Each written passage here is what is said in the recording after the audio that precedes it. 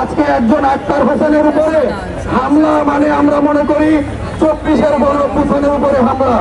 তা আপনারা যারা এখন পর্যন্ত জুলাইয়ের সুবিধা নিয়ে যারা সরকারে বসে আছেন, তারা এখন পর্যন্ত এখনো ফ্যাসিবাদের দোষরদের বিরুদ্ধে এখন পর্যন্ত কোনো প্রকার অ্যাকশন আপনারা জান নাই। আপনারা যদি দ্রুত সময়ের ভিতরে ভিডিওতে যাদেরকে চিহ্নিত করা হয়েছে তাদেরকে দেখে দেখে শনাক্ত করার মাধ্যমে তাদের উপযুক্ত ব্যবস্থা না নেন, তবে আমরা স্বরাষ্ট্র মন্ত্রণালয়ের অভিমুখে প্রোগ্রাম দিতে বাধ্য হব।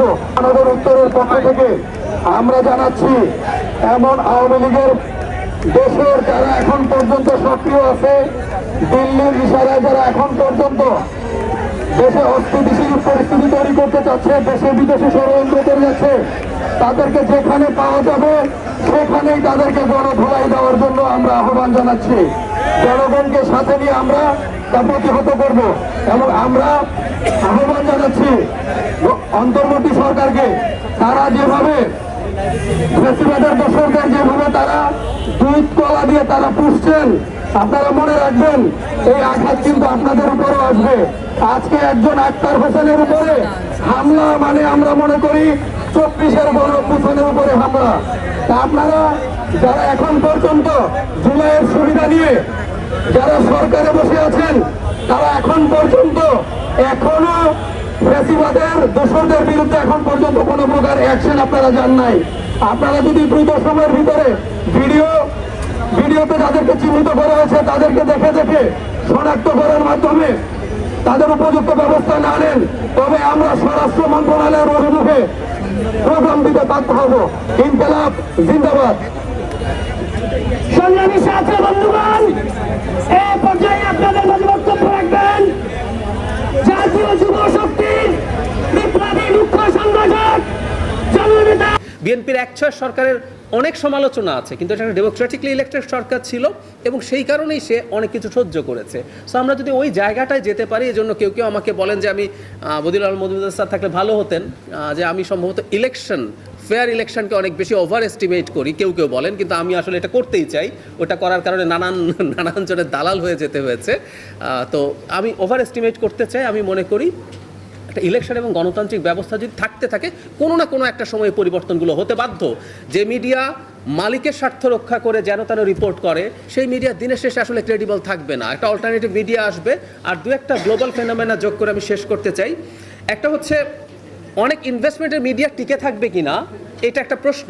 ধরেন মেহেদী হাসানের মতো মানুষকেও জেটটাও খুলতে হয়েছে, উনি এখন অল্টারনেটিভ জায়গায় গেছেন, কারণ একটা পর্যায়ে তিনি দেখলেন আমেরিকার মতো MSNBCর মতো জায়গায়ও সব কথা বলা যায় না, উনি পার্সোনাল জায়গায় চলে গেছেন। এরকম এই ট্রেন্ড বাড়ছে।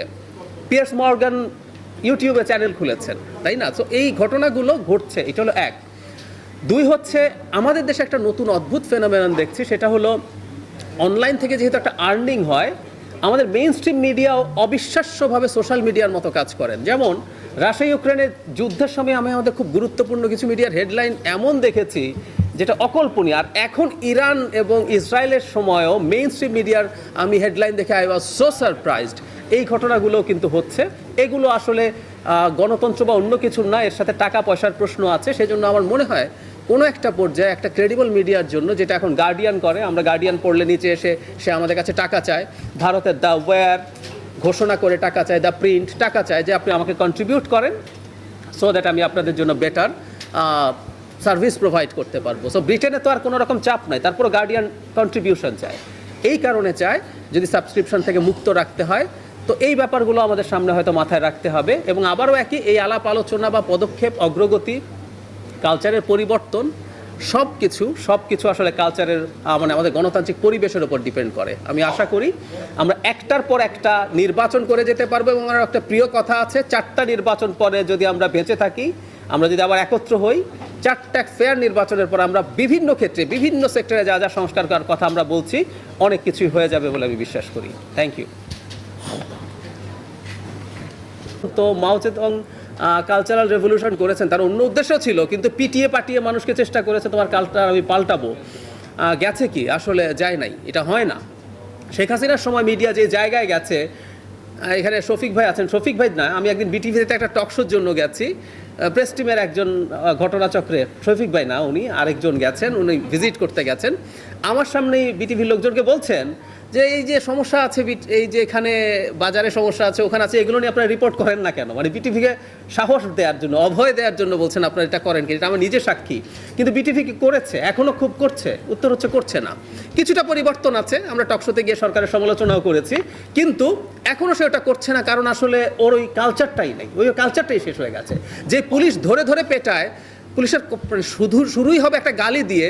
আমরা সত্য পুলিশ সংস্কার করার পরও পুলিশের ওই গালি আসলে থেমে যায় না খুব অল্প সময়ে। তো আমার কাছে যে ভয়ের জায়গা, সেটা হচ্ছে আমাদের কালচারটা নষ্ট হয়ে গেছে, এবং এই কারণে আমি আবার অনেকের মতো অনেক আশাবাদী নই। এই গণ অভ্যুত্থানের পর একটা জিনিস হয়েছে যে আমরা অনেক বেশি আশা করছি। আমি আশাবাদী নই তা বলছি না, কিন্তু আমি বলছি আমি অনেক বেশি আশা করছি না, যেহেতু একটা গণ অভ্যুত্থান হয়েছে, কেউ কেউ বিপ্লব বলেন, সুতরাং এর পর দিন থেকে আমাদের সাংবাদিকতা, মিডিয়া এইরকম হয়ে যাবে। উত্তর হচ্ছে না। যে সাংবাদিকতা চাটুকারিতা ছিল, সে তার কাকে চাটুকারিতা করবে সেটা পাল্টেছে। আমরা চারপাশে তাই দেখছি, সব ক্ষেত্রে হয়তো বলা হচ্ছে না। সেজন্য আমি মনে করি আমাদের যদি একটা গণতান্ত্রিক ব্যবস্থা থাকে, গণতান্ত্রিক ব্যবস্থার সুবিধাটা কোথায়? আমাদের সাথে সহজ উদাহরণ আছে। 2001-06 এখানে প্রথম আলোর সৌরভ ভাই আছেন, প্রথম আলোতে কার্টুনের কথা আমরা খুব আলোচনা করি। ইভেন জজ মিয়ার ঘটনা নিয়ে যে কার্টুন, এটা এখনও লেজেন্ডারি একটা কার্টুন, বিএনপির সময় এটা পাবলিশ করা গেছে, ওটাকে আষাঢ়ে গল্প শোনানো হচ্ছে বলে কার্টুন আঁকা গেছে সেই সময়। কিন্তু পরবর্তীতে শেখ হাসিনার সময়ে কি হয়েছে আমরা আস্তে আস্তে সেটা দেখতে পেরেছি। এটা দোষ প্রথম আলোর না, এটা দোষ হচ্ছে সরকারটা কেমন সেটার উপরে।